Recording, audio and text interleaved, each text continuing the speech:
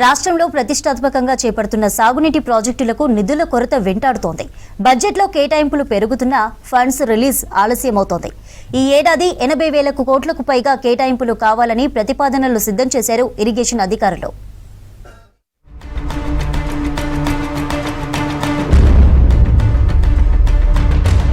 రాష్ట్ర ప్రభుత్వం అత్యంత ప్రతిష్టాత్మకంగా తీసుకున్న సాగునీటి ప్రాజెక్టులకు నిధుల కొరత వేధిస్తోంది.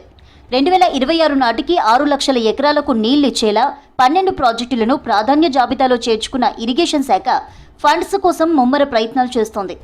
ప్రాజెక్టుల కోసం 7,000 కోట్ల వరకు అవసరం ఉన్నట్లు అధికారులు అంచనా వేశారు. అందుకు అనుగుణంగా ప్రభుత్వానికి ప్రతిపాదనలు పంపారు. స్వయంగా మంత్రి ఉత్తమ్ కుమార్ రెడ్డి నిధుల కోసం ప్రయత్నాలు చేస్తున్నారు. కానీ ఇప్పటి వరకు ప్రాధాన్య జాబితాలో పెట్టుకున్న ప్రాజెక్టులకు ప్రభుత్వం నుంచి నిధులు రిలీజ్ కాకపోతుండటంతో పనులు పెండింగ్లో పడిపోతున్నాయని అధికారులు చెబుతున్నారు.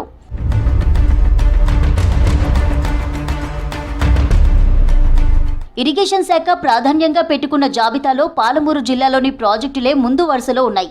ఆ జిల్లాలో ప్రస్తుతం జరుగుతున్న పనులకు కనీసం 4,000 కోట్ల వరకు అవసరం అవుతాయనే అంచనాలున్నాయి.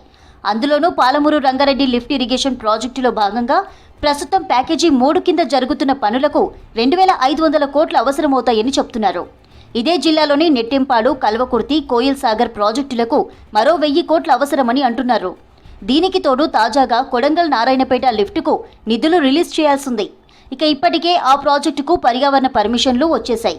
పాలమూరు ప్రాజెక్టులకు నిధులు విడుదల చేస్తే కరూరు జిల్లాలోని వేలాది ఎకరాల ఆయకట్టుకు వీలైనంత త్వరగా నీళ్లు ఇచ్చే అవకాశం ఉందని అధికారులు చెబుతున్నారు.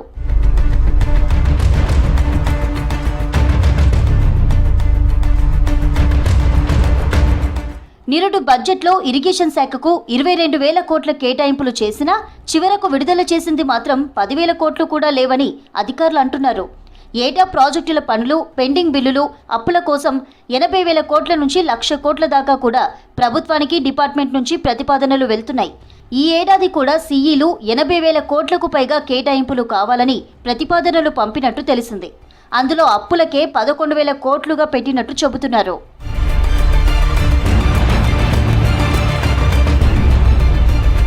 ఇక కాళేశ్వరం ప్రాజెక్టుకు 30,000 కోట్లు అడిగినట్టు సమాచారం.